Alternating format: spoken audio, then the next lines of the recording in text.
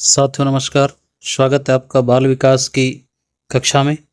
साथियों आज की कक्षा में हम पढ़ेंगे अभिवृद्धि व विकास के सिद्धांत। इससे पहले हमने अभिवृद्धि व विकास के बारे में जाना, उनका अंतर पहचाना।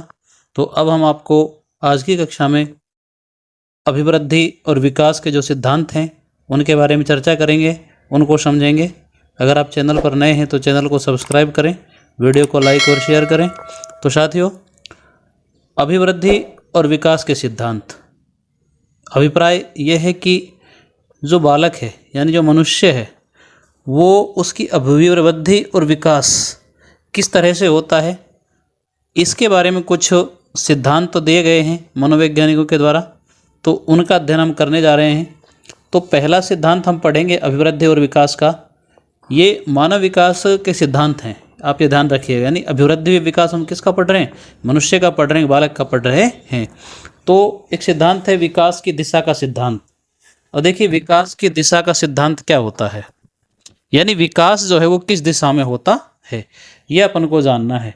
विकास की एक निश्चित दिशा की कौन सी दिशा में बालक का जो विकास है वो होता है। तो आपको ध्यान रखना है कि जो बालक का विकास होता है वो सिर से पैरों की ओर होता है। यानी पहले सिर का विकास होता है, उसके बाद पैरों का विकास होता है। अर्थात जो बालक का विकास है वो सिर से पैरों की ओर होता है। जैसे इसी को हम मस्तक बोधमुखी विकास कहते हैं और इसी को हम केंद्र से परिधेय विकास कहते हैं। जैसे यानी कि सबसे पहले जो बच्चा होता है वो अपने सिर को हिलाना सीखता है। जो बालक होता है वो सबसे पहले क्या सीखता है? सिर को हिलाना सीखता है। उसके बाद अपने सिर को उठाना वो सीखता है और फिर वो धीरे धीरे बैठना सीख जाता है। तो कहने का मतलब बालक का जो विकास है वो सिर से पैरों की ओर होता है। यानी सबसे पहले बालक के सिर का विकास होता है। जैसे हम ये कहें कि जो बच्चा है वो सबसे पहले अपने सिर को हिलाना सीखता है, फिर सिर को उठाना सीखता है और फिर बैठना सीख जाता है। यदि हम बालक के विकास का अध्ययन करें, उसको जानें, जैसे जो 1 माह का बालक होता है यानी कि जो पहले महीने का 1 महीना जिसकी उम्र हुई है जन्म के बाद, वो बालक अपने सिर को उठाना सीखता है। यानी वो सिर को अपने को उठाता है। फिर दूसरे माह का जो बालक है, अर्थात जब उस बालक की उम्र 2 माह हो जाती है तो फिर वो बालक गतिशील वस्तुओं पर अपने आँखों का नियंत्रण, गतिशील वस्तुएं अगर हम उसकी आँखों के सामने से किसी वस्तु को गतिशील अवस्था में इधर उधर करेंगे तो वो उस पर नियंत्रण करना सीखता है। फिर जब बालक की उम्र 4-5 महीने की हो जाती है तो वो धीरे धीरे क्या होता है कि सहारा देने पर बैठना सीख जाता है। अगर हम उसको सहारा देंगे तो वो बैठ सकता है। 6-7वें महीने में जो बालक होता है वो सहारे के साथ खड़ा होना भी सीख सकता है कि भाई सहारा देकर उसको हम खड़ा कर सकते हैं।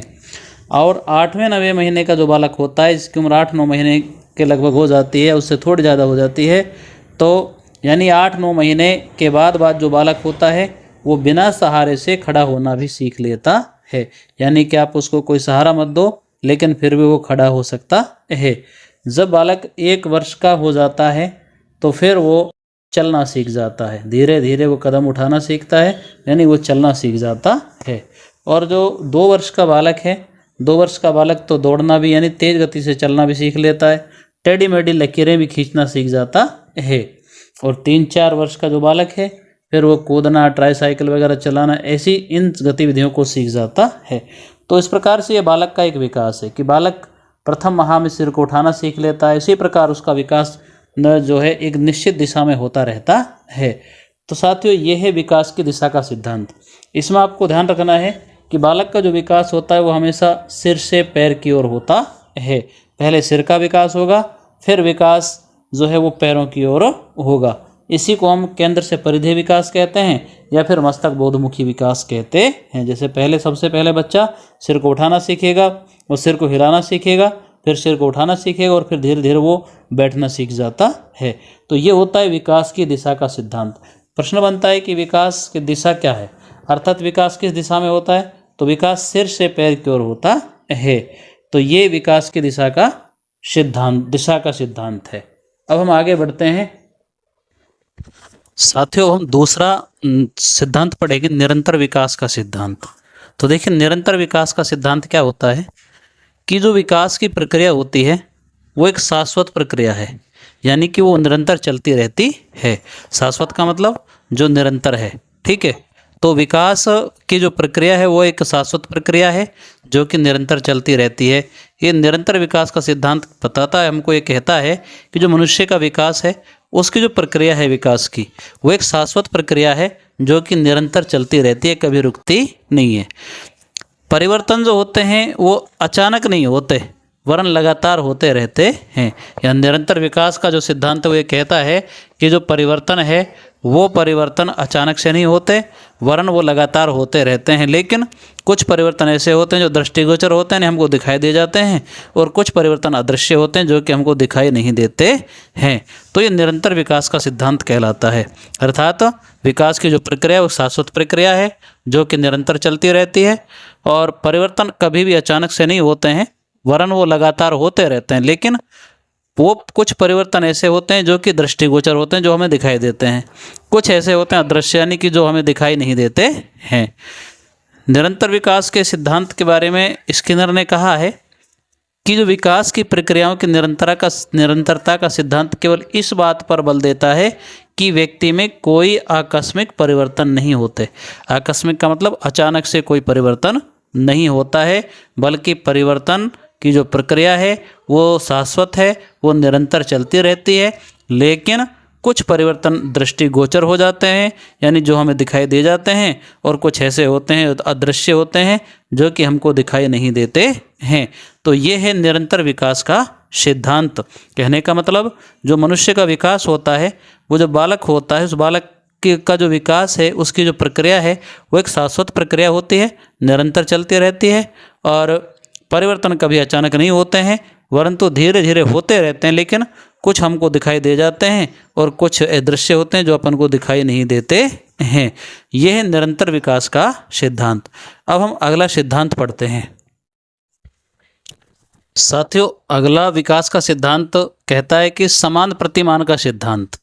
यानी कि जो समान प्रतिमान का सिद्धांत वो ये कहता है कि हरलोक के अनुसार प्रत्येक जाति, चाहे वह पशु जाति हो या मनुष्य जाति, अपनी जाति के अनुरूप विकास के प्रतिमान का अनुसरण करती है। कहने का मतलब यह है कि जैसे जो पशु हैं, उन पशुओं का जो विकास है वो पशु जाति के प्रतिमान के अनुसार ही होगा, और जो मनुष्य है उसका विकास मनुष्य जाति के प्रतिमान के समान ही होगा। यानी कि मनुष्य का विकास पशुओं के विकास के समान नहीं हो सकता, और पशुओं का विकास मनुष्य के विकास के समान नहीं हो सकता। यानी कि अपनी अपनी जाति के जो प्रतिमान है उनका ही अनुसरण करती है। ये समान प्रतिमान का सिद्धांत। जैसे चाहे तो कोई बालक अमेरिका में पैदा हो जाए, चाहे कोई भारत में पैदा हो, लेकिन वो बालक है, मनुष्य जाति है, तो उसके विकास का जो प्रतिमान है वो समान होता है। तो ये है समान प्रतिमान का सिद्धांत कि प्रत्येक जाति का विकास उसी जाति के प्रतिमानों का अनुसरण करता है। तो ये समान प्रतिमान का सिद्धांत कहलाता है। अब हम अगला सिद्धांत पढ़ते हैं। साथियों, विकास और वृद्धि की जो दर होती है वो सदा एक समान नहीं होती है।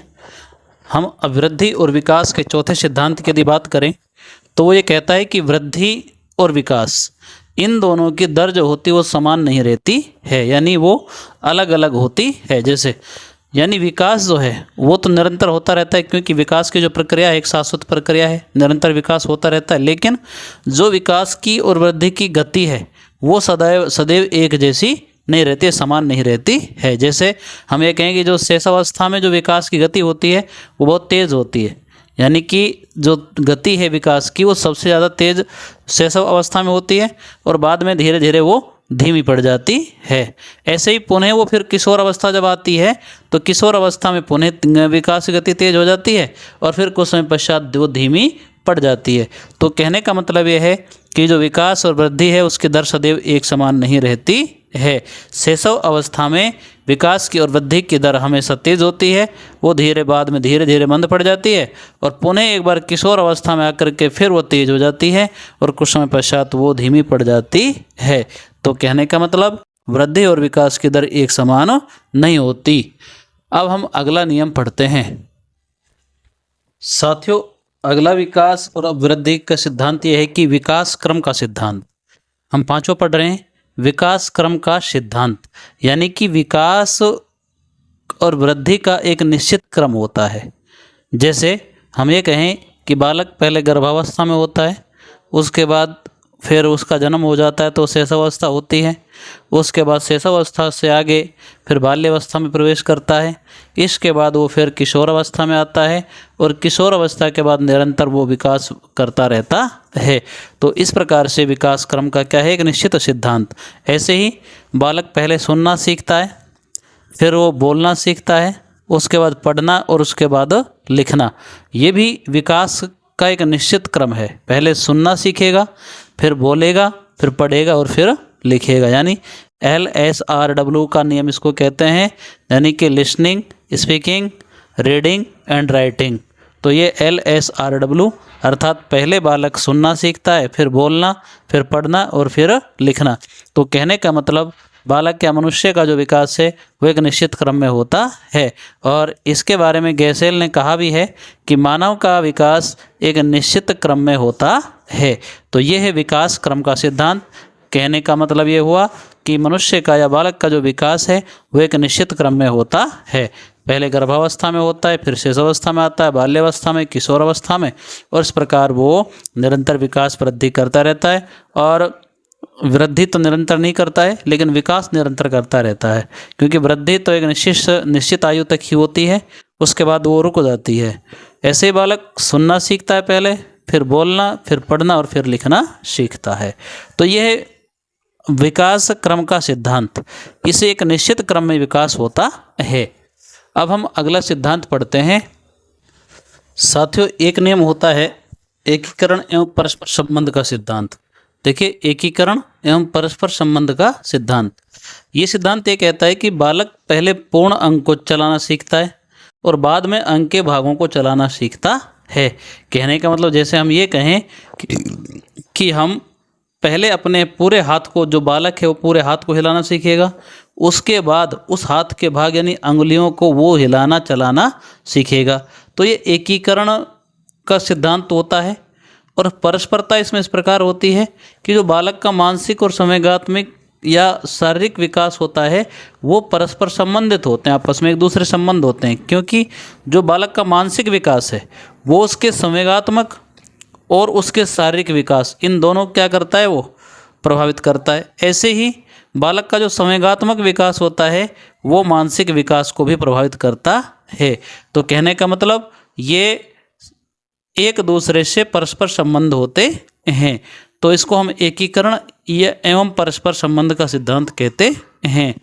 ऐसे सातवां संबंध सिद्धांत है एक, कि विकास जो होता है वो लंबवत नहीं होकर चक्राकार या वर्तुलाकार होता है। यानी कि यदि हम बात करें उदाहरण के लिए, यदि लंबाई में वृद्धि होगी बालक के, तो साथ साथ उसकी चौड़ाई में भी क्या होगी, वृद्धि होगी। जैसे बालक ने मान ली यहाँ से विकास करना प्रारंभ किया, फिर वो वर्तुलाकार चलता है इस प्रकार, यानी ऐसे विकास किया, फिर वो वापस आता है उसके सुदृढ़ीकरण के लिए, फिर आगे बढ़ता है, फिर थोड़ा सा पीछे, फिर आगे बढ़ता है, फिर उसको सुदृढ़ करने के लिए फिर थोड़ा सा पीछे। इस प्रकार से ये वर्तुलाकार विकास होता है, यानी चक्राकार विकास होता है। ये विकास कभी भी मनुष्य का लंबवत नहीं होता है, बल्कि चक्राकार या वर्तुलाकार विकास होता है। अब हम आगे बढ़ते हैं। साथियों, विकास वृद्धि का अगला सिद्धांत हम पढ़ेंगे, वातावरण व वंशानुक्रम की अंतःक्रिया का सिद्धांत।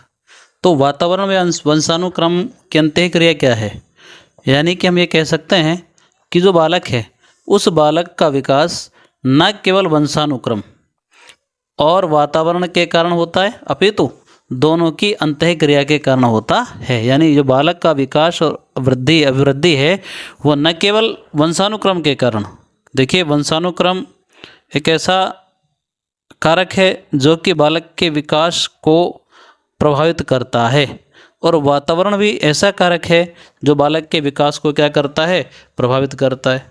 तो जो बालक का विकास है ना, वो इन दोनों के कारण, केवल इन दोनों के कारण ही नहीं, अपितु वंशानुक्रम और वातावरण, इन दोनों की जो अंतःक्रिया है उसके कारण बालक का विकास होता है। जैसे परिवार का कोई छोटा बालक है, वो बड़ों को देखेगा, उनको सुनेगा या उनका अनुकरण करके ही सीखता रहता है। तो वहाँ का जो परिवेश है, वातावरण है और वंशानुक्रम है, उन दोनों की अंतःक्रिया हो गई, जिसके कारण बालक का क्या होता है, विकास होता है। एक है विकास की भविष्यवाणी का सिद्धांत। देखो भविष्यवाणी का मतलब क्या है, यानी भविष्य के बारे में कल्पना करना। तो जो बालक का विकास है उसको देखकर कई बार हम ऐसा अंदाज़ा लगा लेते हैं कि भाई ये बालक बड़ा होकर ये बनेगा या डॉक्टर बनेगा, इंजीनियर बनेगा। ऐसा क्यों कहते हैं हम? क्योंकि जो बालक का विकास है उसको देखकर कई बार हम ये अंदाज़ा लगाते हैं उसकी सीखने या विकास करने की जो गति है या विकास का जो उसका क्रम है उसको देख करके हम अंदाज़ा लगाते हैं कि भाई ये बालक भविष्य में जाकर क्या बन सकता है। तो ये विकास की भविष्यवाणी का सिद्धांत कहलाता है। अब हम आगे पढ़ेंगे अगला सिद्धांत। तो साथियों, विकास और अभिवृद्धि के अगले सिद्धांत की यदि हम बात करें तो हम पढ़ेंगे व्यक्तिगत विभिन्नता का सिद्धांत। अब देखिए व्यक्तिगत विभिन्नताएं क्या होती हैं। कहने का मतलब ये होता है कि जो प्रत्येक व्यक्ति है, प्रत्येक बालक है या बालिका है, वो विभिन्नताओं से भरा होता है। यानी कि कोई भी दो बालक बालिकाएं जो हैं वो समान नहीं होते हैं, उनमें क्या होती हैं, व्यक्तिगत विभिन्नताएं होती हैं। और जैसे हम कहें कि भाई एक ही आयु के जो दो बालक या बालिकाएं लेते हैं हम, तो उनका शारीरिक, मानसिक या संवेगात्मक विकास जो होता है वो हमेशा एक सा नहीं होता है, क्योंकि उनमें व्यक्तिगत विभिन्नताएं होती हैं। तो ये व्यक्तिगत विभिन्नता का सिद्धांत कहलाता है, क्योंकि प्रत्येक व्यक्ति का जो विकास है वो अलग अलग होता है। अर्थात कहने का मतलब उसका शारीरिक, मानसिक, संवेगात्मक विकास जो है वो और के समान नहीं होता, बल्कि प्रत्येक व्यक्ति में क्या होती हैं, विभिन्नताएं होती हैं। तो ये व्यक्तिगत विभिन्नता का सिद्धांत कहलाता है।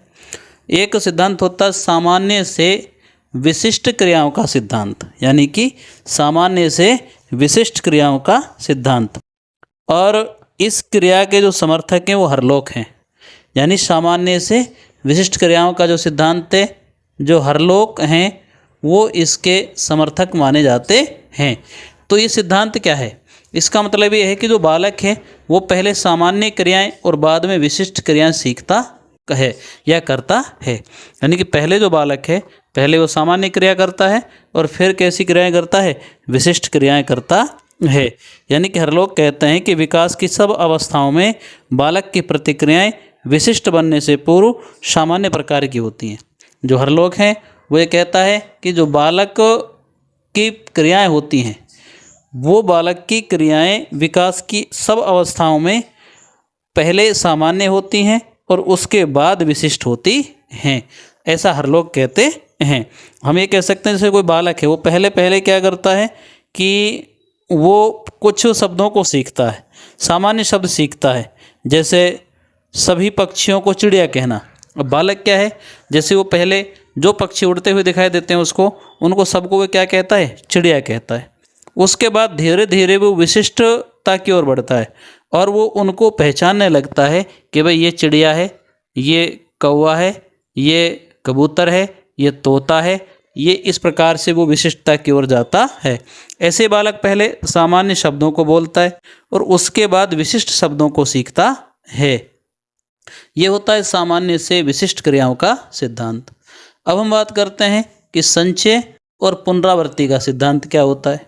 संचय और पुनरावृत्ति, देखिए संचय और पुनरावृत्ति, संचय जो शब्द है ये, इस संचय शब्द का मतलब क्या होता है, जोड़ने वाला, ठीक है, इकट्ठा करने वाला। कहने का मतलब ये है कि जो विकास होता है वो संचय होता है और उसकी पुनरावृत्ति होती रहती है। विकास की क्या होती है, पुनरावृत्ति होती रहती है। जैसे हम ये कहें कि भाई कोई बालक है वो शैशव अवस्था में आत्म प्रेम उसका किशोर अवस्था में भी देखा जा सकता है। यानी शैशव अवस्था का जो आत्म प्रेम होता है बालक का, वो उसकी किशोर अवस्था में भी देखा जा सकता है। और शैशव अवस्था की जो बालक की कल्पना जगत में विचरण करता है तो उनको पुनः किशोर अवस्था में जब आता है तब भी उसको कल्पना जगत का विचरण करते हुए देखा जा सकता है। तो ये क्या है, संचय और पुनरावृत्ति हो रही है उनकी, ठीक है। तो ऐसे ही और हम ये कह सकते हैं भाई जो बालक है वो उसका पहला बोला गया शब्द या रखा गया पहला कदम पूर्व के निरंतर विकास कार्यों के संचय प्रगति है। यानी कि वो बालक जो कदम रख रहा है, जो इसका विकास हो रहा है, वो उसने पहले से जो संचय किया हुआ है उसी की क्या है, प्रगति होती है। तो ये संचय और पुनरावृत्ति का क्या है, नियम होता है। आइए हम आगे बढ़ते हैं और अगला सिद्धांत देखते हैं विकास और अभिवृद्धि का। साथियों, अभिवृद्धि और विकास जो है उसके लास्ट में हम ये कह सकते हैं कि जो विकास है वो परिपक्वता और सीखने की एक उपज है। यानी बालक में जो मैच्योरिटी आई और जो उसने सीखा, उसी का परिणाम क्या है, विकास होता है। और विकास की जो आरंभिक बुनियाद है वो बहुत महत्वपूर्ण होती है। यानी कि बालक जो प्रारंभों में विकास करता है, आरंभिक वर्षों में जो विकास करता है, वो बहुत महत्वपूर्ण होता है। तो साथियों, ये हैं अभिवृद्धि और विकास के सिद्धांत। हमने आपको अच्छी तरह से समझाए कि अभिवृद्धि और विकास के जो सिद्धांत हैं वो किस प्रकार से एक बालक जो होता है वो विकास करता है और क्या क्या कारण है उसके विकास करने के, कौन कौन से उसके सिद्धांत हैं, ये हमने आपको आज की कक्षा में समझाए। तो साथियों, आपको समझ आया होगा। अगर चैनल सब्सक्राइब नहीं किया तो चैनल को ज़रूर सब्सक्राइब करें, वीडियो को लाइक और शेयर करें। आज की कक्षा में इतना ही। मिलते हैं अगली कक्षा में एक नए टॉपिक के साथ। तब तक के लिए जय हिंद, जय भारत।